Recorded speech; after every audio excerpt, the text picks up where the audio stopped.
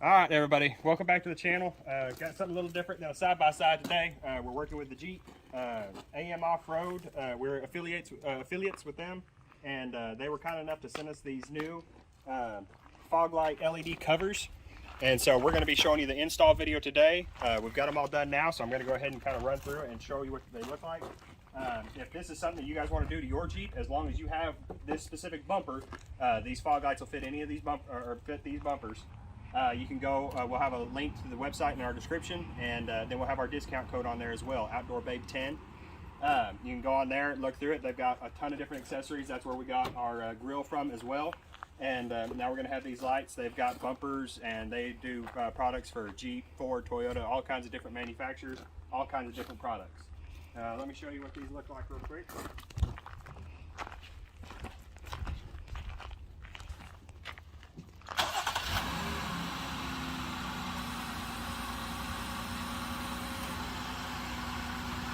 Your running lights, that's what you're going to look like while you're driving around town.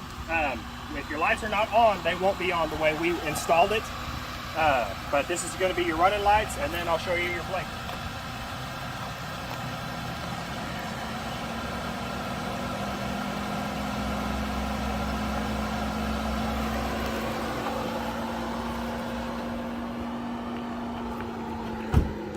Now we'll go ahead and get into the install video. If you guys enjoyed the video, give us a like, and maybe go ahead and follow us, and we can keep producing content like this. We're working with other manufacturers right now to try to get more products and everything like that, and try to do more review videos for you and get as much information and everything out there as we can. So here we go, solid as a peach off-road.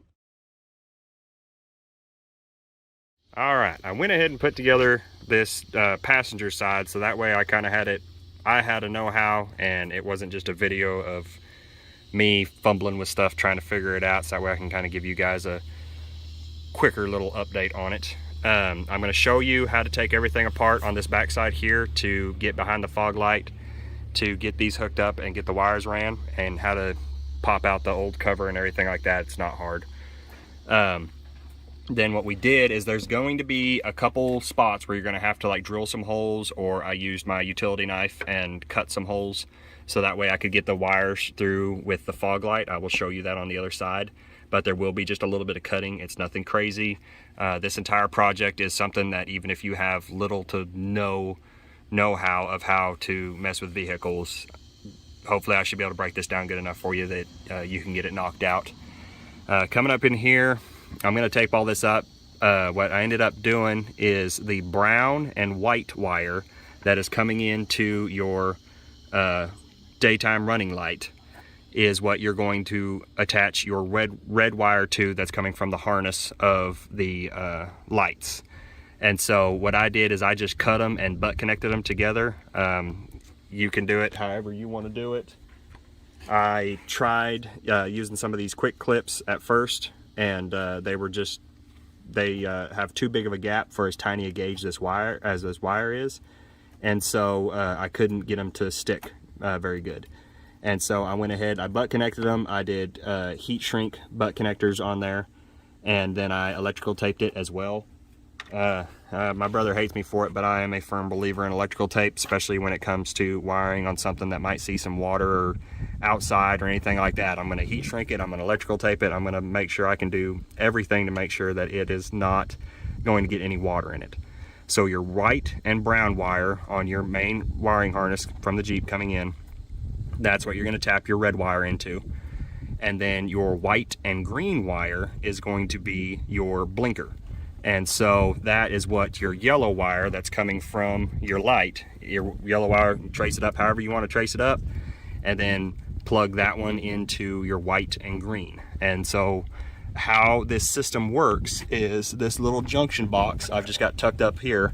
This little junction box has to have power for your blinkers to get power. And so how that works is when your running lights are on, that's sending power to this red wire, that's sending power to your lights are on. When you turn your blinker on, turns your blinker on. Now, if you're running with your running lights off, then there's going to be no power for your blinkers up here on the front. So nothing's going to happen up there unless your running lights are on. I was going to look into trying to find a accessory wire, a key on accessory wire, and plug into that, so that way as soon as the vehicle is turned on, these lights constantly had power, the blinkers constantly blinked no matter what light mode you're in. But we got a appointment this afternoon that I'm needing to get to, and I was just flat running out of time. This ended up taking me more time than I expected, trying to find the diagrams and everything like that I needed to find. But again, just to reiterate, it's going to be red power wire to your white and brown striped wiring harness on your Jeep, and then your yellow wire is going to go to your green and white striped wire on the wiring harness of your Jeep. And then for my ground, instead of running to the battery or anything like that, there was this bolt right here, so I just put a connector on the ground wire, undid that bolt, stuck that on there, sucked it down. That works just fine. All you have to do is ground out to your frame somewhere. You can run it all the way back up to your battery if you want to, but it's just a lot of extra wire and extra things hooked up to your battery that's not necessary. You can just find a ground that's near it right there, hook that up. Then we got it all now I got it all just tucked up right around here, put some zip ties in here, hold everything still where it needs to. Goes right around this mount right here. And then on this back side right here, there was a little tab that was stuck up there where this wire was supposed to be hooked into it. When I got down here to work on it, this is already not even attached to it anyways. And it attaches right here to the frame. It's got a little push pin deal. And so I just cut that out so I could run my wires right through here to get them back into here. And again, I'm going to show you on the other side what I'm talking about there to make more sense of it. But so that way my wires are getting to my lights on the front side and everything's just kind of more clean. And then my fender liner here, once I put my fender liner up, see, it's going to cover most everything up. Only thing you're going to be able to see is that little yellow wire down there. But other than that, your fender liner is going to cover everything up once you put it back in. And then to get to our wire to our other light, if I can find it in here now. There it is. I'm just going to run it. Well, it's already popped in there good enough, but what you can do is you just take your excess wire, run it right here along the front of your grill, and this plastic has some tabs that stick out right there, and once you work that wire on the back side of those tabs, it'll hold in there. See where it's not coming back out. Over here. And then when you come over here, you're going to have just enough space to get right in there where you need to plug up to the light.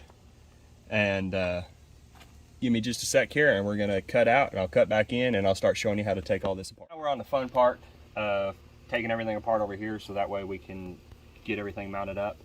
On your fender liner, you're going to have a couple 10mm bolts in here. Everything else are these lovely push pins that usually are going to break on you pulling them out, so you just got to be careful. For this side, we don't have to take the fender liner completely out though. All we need to do is get to this, the back side of this light. The reason I did on the other side is because that was, like I said, I was a learning experience trying to figure out what we're doing. So we're going to go ahead, take this 10 out, and then there's one more 10 right here directly up. That should be all the bolts that we're going to need to take out. And then you can pick you up one of these little plastic pry bar sets from like Harbor Freight, I think is where I got this one. It's probably like $5. It's for doing plastic molding and stuff like that on vehicles. That way you're not causing a lot of scratches and stress and everything like that. For the fender liners, it really doesn't matter if you use a regular pry bar set, but I've just been using these ones all day. So, but if you can get back there behind it, that's the best way to try to get those out. If you try to get on the head right there, a lot of times you'll just pop the head off. But on some of these, that is not a lot easier said than done. You're going to have another one right over here by the cab mount. Sometimes if you just get a good hold of it, and pull it through just like I did right there.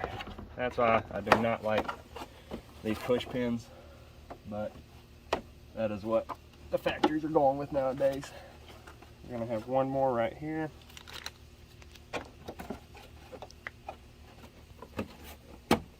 Just try to have patience. I'm probably the last guy that should be telling anybody that, but try to have patience when you're doing it, so that way you're not breaking stuff and tearing things up. Got one more right here to undo. I think that'll give us enough access. We can just kind of fold that down out of the way, hopefully. All right, back at it. We just tuck that down there with a screwdriver, keep it out of our way so it quits hitting me in the face. All right, now right up here is your wiring harness that we were talking about on the other side. This is what it's gonna look like when you open up that fender. It's gonna have a little bit of electrical tape on there. Get your trusty dusty utility knife. Go ahead and just slice that off there. And when we're done, we'll put some more tape back on it so that way we keep it all tidy and cleaned up so that way nothing gets caught or rubbed or nothing like that. But undo that. Now on this side, all we're needing to get into is going to be that white and green wire. Because the way these lights are set up, you only have to have the power going to that junction box, and then from the junction box, it feeds out to both different lights. So on the other side there, we wired up the junction box and wired it to that passenger side. And so once we get over here, all we got to do is hook up the blinker, plug in our connection, and we're good to go. Electrical tape being a little bit of a pain in the butt today. There we go. All right, so that fans everything open. So see, this is our white and brown wire. This is what we tapped into on the other side. I guess for some reason, if you wanted to hook it up backwards, you could hook it up over here, but the way the harnesses and everything is set up for these lights when it comes, it's really designed to be hooked up on the passenger side and then ran over to the driver's side. You would have to cut these connections and extend your wire, and you would just cause yourself a whole mess of headache to try to do it the other way for some reason. I don't really know why you'd want to. But that white and brown wire is what you're connecting to on the other side. And then our green and white wire is what we're going to connect our yellow wire here to. Now this is another, just up to you on how you want to connect these. If you've never done it before, what I am doing is got me a butt connector set here, and get you a heat shrink butt connector. All right, we're gonna have a goofy little clip it there in the video because good old Southern Oklahoma heat overheated our camera and it shut down on us. So back to it now. On your green and white wire, this is how I'm doing it. Like I said, however you feel like you want to do it, do it. I'm sure the internet's gonna judge me for not doing it the right way and la-di-da-di-da, but this is how I'm doing it. Get your wire stripped off each side. All the tools I'm using, I'm not sponsored or nothing, but all the tools I'm using are Harbor Freight. I am the poor man's mechanic. My daily job is not vehicles.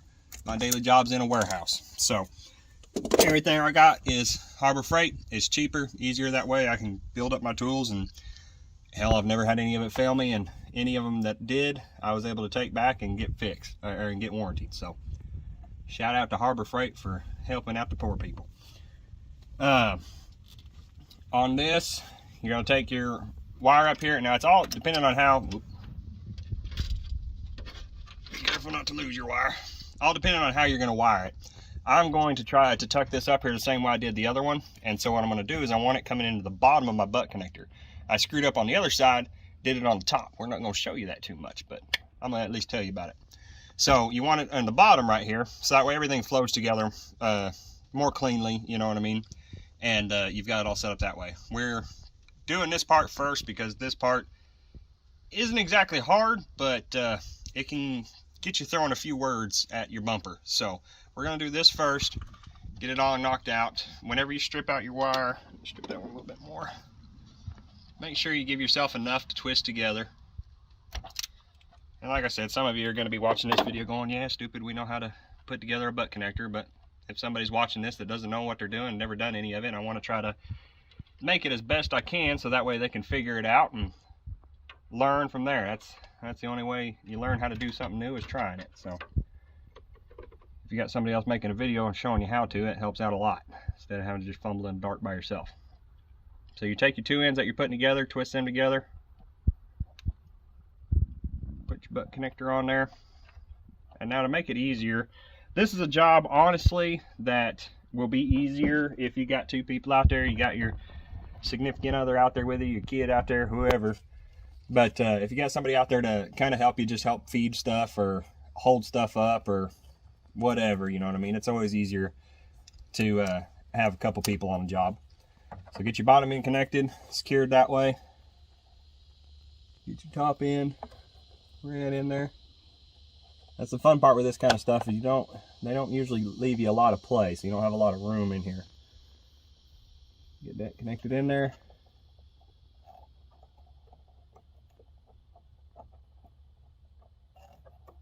Oh, damn it.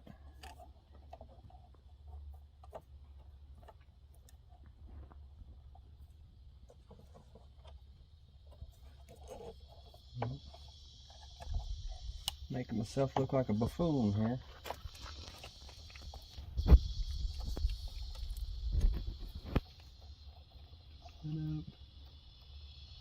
Get shoved in there. There we go.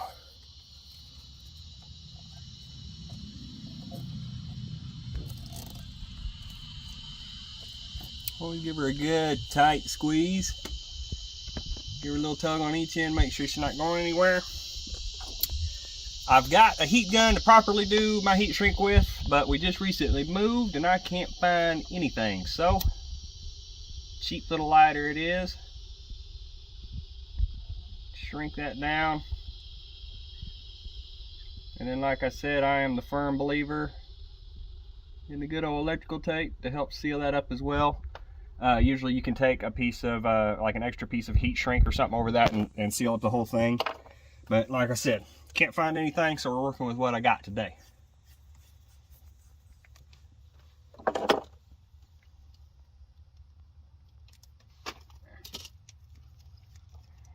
If you do use a lighter or something on this, remember it is going to be hot right afterwards, so get in there and touch it immediately and burn your fingers.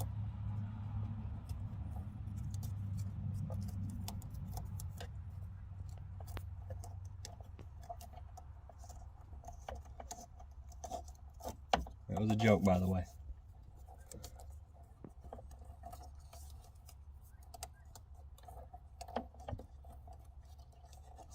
Once I wrap this one up, I'm going to go ahead and take some more tape and wrap the whole harness back together. So that way everything's, like I said, secured and not just flying around and getting caught on stuff or rubbing on something or causing an issue.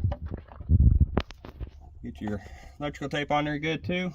We're all good that way. So that's, when you get to this driver's side, that's literally the only piece of wiring that you're going to have to do. Other than that, everything's going to be plug and play with your connector that is never going to stay there. And it's just going to be taking this back cover off. We are going to have to pull the fog light out, but it's 4 bolts. You just pull out the whole mount, run your wires through how you need to run them, put it back in. Easy, solid as a peach. So do that. Get my electrical tape out, run a little bit over that harness. And just like how they had it, where it was just kind of one light strip all the way around there, it doesn't have to be like completely covered up or nothing, you know what I mean? Just enough to keep it all tucked up in there and looking purty and looking tight.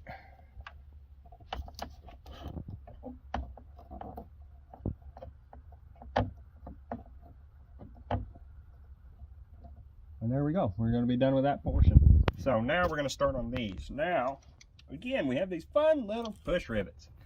It's best if you get 2 flat heads because it's got a little opening on the top and an opening on the bottom. And just pry them out.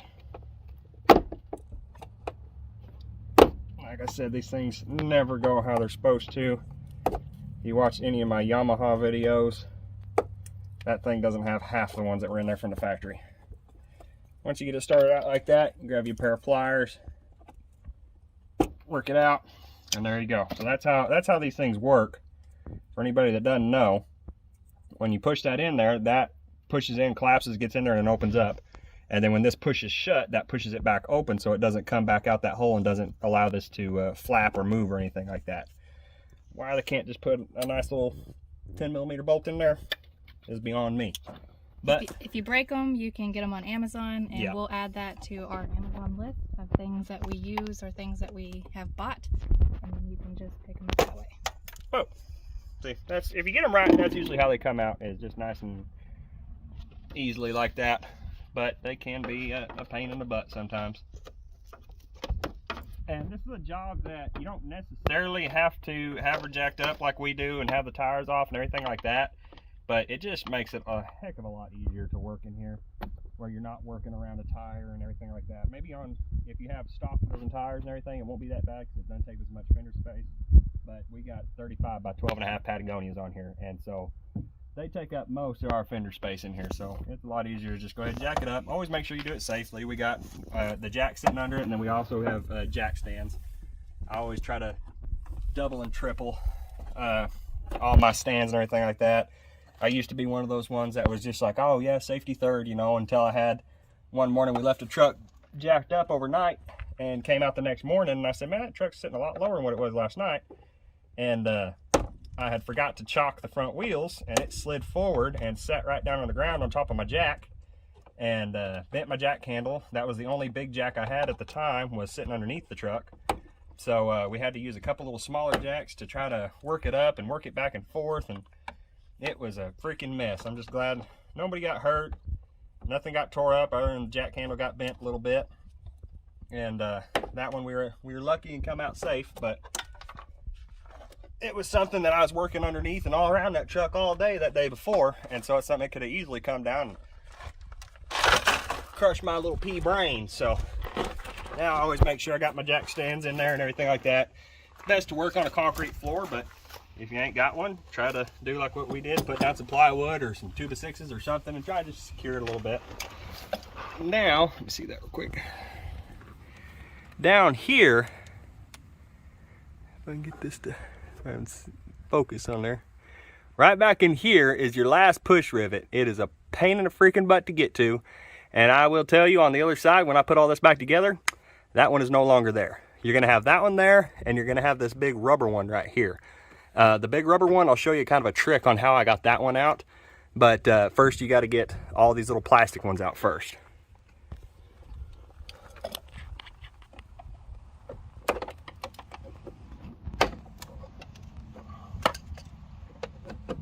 This one, since I didn't put it back in on the other side, I'm not putting it back in on this side. I don't much care what condition it comes out in. What do I do with my pliers?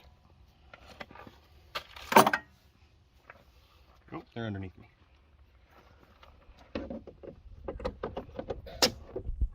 To each their own. If you want to make sure it's all back to exactly how it's supposed to, then you're going to be working on this for a while. Just be careful working it back and forth. But like I said, I know that this thing's no longer going to be in existence for me, so I don't care how it comes out. It's just in a really goofy spot that I'm sure the engineers, when they were designing that, were just laughing their butts off about the people trying to get it out of there. All right, I'm gonna have to go grab my needle real quick. All right, got that one out. Now, on this big rubber one that's down here on the bottom, what you can do is you can just pull this flap up and you can get where you can see the top of it right there. I don't know, I'm gonna try to stick the screwdriver in there, hopefully you can see it. But that's it right there. And so what you can do is just hold that flap back, get your screwdriver on top of it, and help kind of push it down. I think I got it. Oh, there we go. And this one, it's goofy. It's the same kind of deal, only it's just a lot bigger. But put that down there. Make sure you try to keep track of all your stuff. Keep it in one spot so you're not putting it back together and forgetting where it's all at. And then once you get all those undone, it's just a fun little process of trying to work it out of there, and it's going to slide out towards you. This little plastic skid plate deal, you got to push it back, and there's a catch on the inside, and when you look in there you can see. Once you get that popped out, work it, it'll work towards you. We got all kinds of redneck mud still falling out of this thing from a year ago. All right, so once you get that back plate out, come back over here, bud. Once you get that back plate out, you're going to grab a 7mm socket. Trusty dusty impact. And there's just these 4 bolts in the 4 corners of this fog light housing.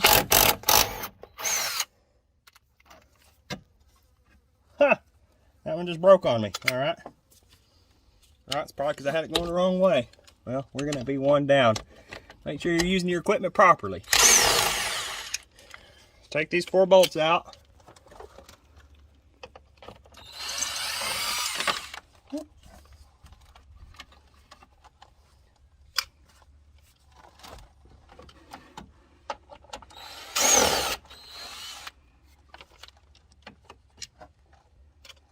Once those are out, then your fog light can remove, and you can just sit it right there, so that way we got access to that point. And then right here is another little 7mm bolt. Undo that one, and that is undoing your front cover that you're going to take out and be replacing with your lights.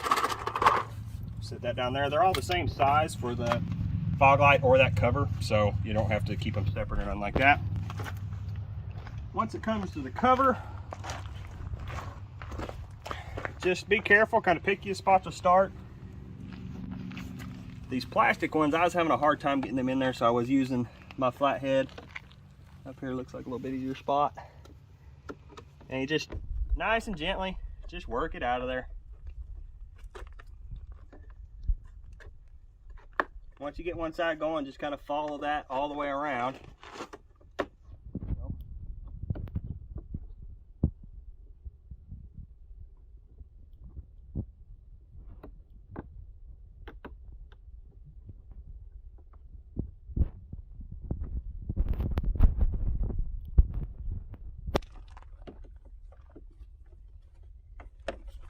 There we go.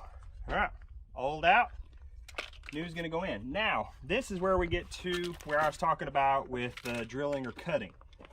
What we did is we put a hole right through here. Where's my other light?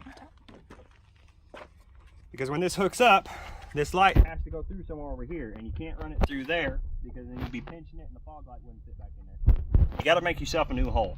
So if you do drill a hole right here, you're gonna go through here, and then I'll show you on the back side right here, inside the fog light housing, there'll be another hole we're going to drill right there. Let me grab my drill quick. Alright, so we're going to put our hole right here. I got kind of a ghetto rig set up, but I got a bit holder that I just put a step-up bit in. Since we're drilling plastic, it really doesn't matter. None of this is going to be under a lot of heavy torque. But you're going to have to go up to at least a 1/2 inch hole and maybe just kind of waller it out a little bit.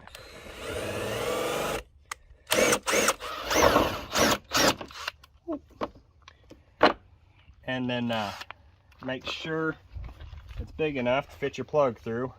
Yeah, we're just too small, so once you get it to that point, it's all plastic, so just extend them sides out just a little bit. A little bit more.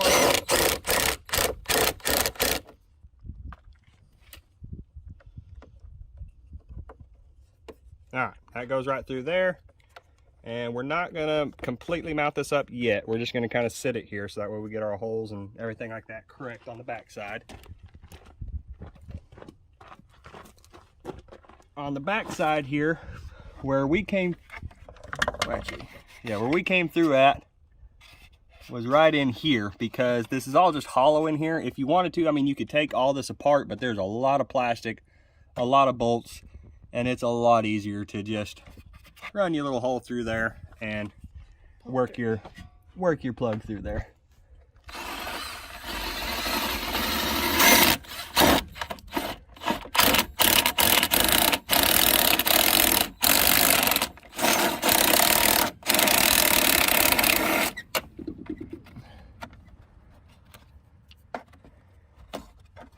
All right, now,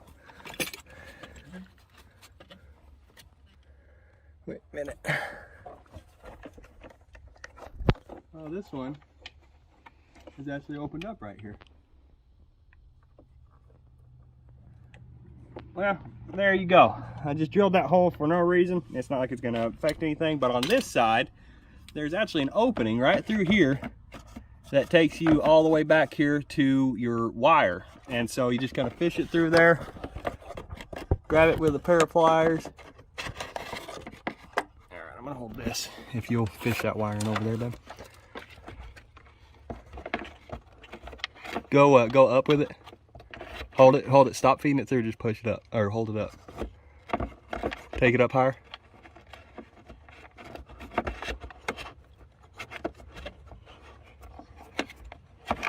There we go.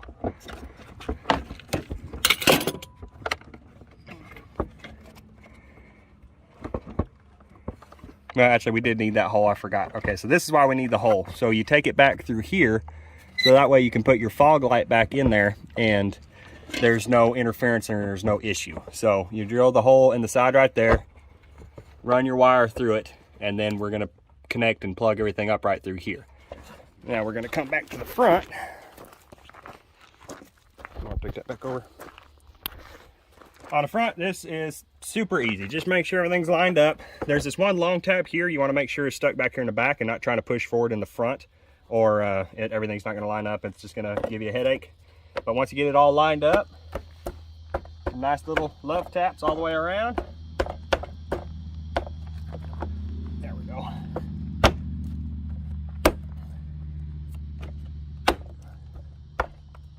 Make sure everything's in there solid. Make sure all your gaps are good. And there you go. We've got the front light mounted up. So now, let's see how I ran that. Oh yeah, I ran that to the back side of that.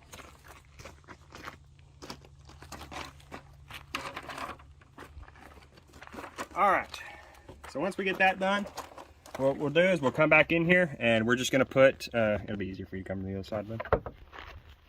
Put our fog light back in there.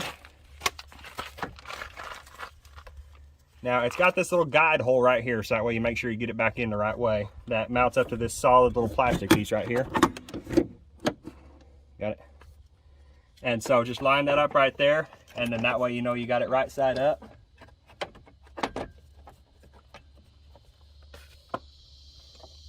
Grab your screws.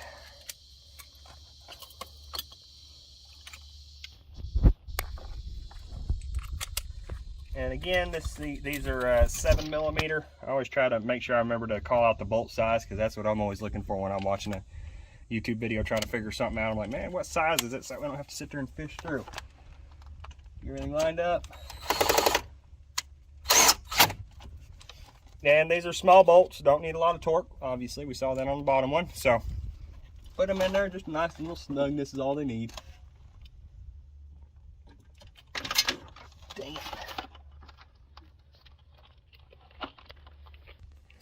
All right, once you got your fog light back in there, then this connection here, plugged up there, there's only one way it goes in there. Make sure it's locked in all the way. It won't come back out. And then we're gonna tuck this up here and just use some zip ties and run this up here out of the way. But there's no more drilling or anything like that you have to do, because your cover, when you put it back on, this is just gonna sit just outside the cover over there.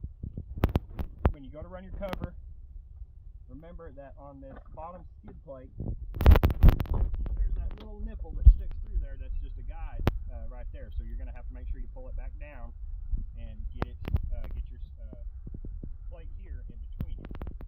And it just takes some finesse and working with it, trying to keep from getting too frustrated with it.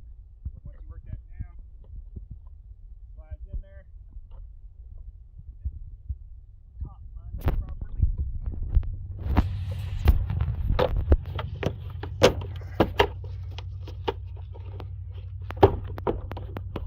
So close.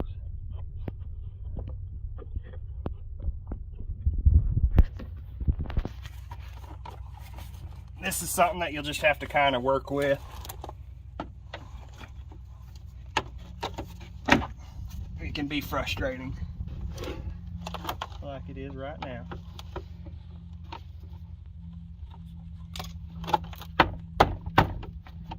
There we go. Sometimes it just takes a little love tap.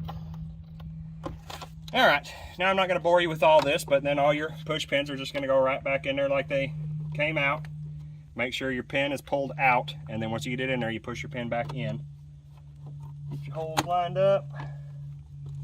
Just a little bit more.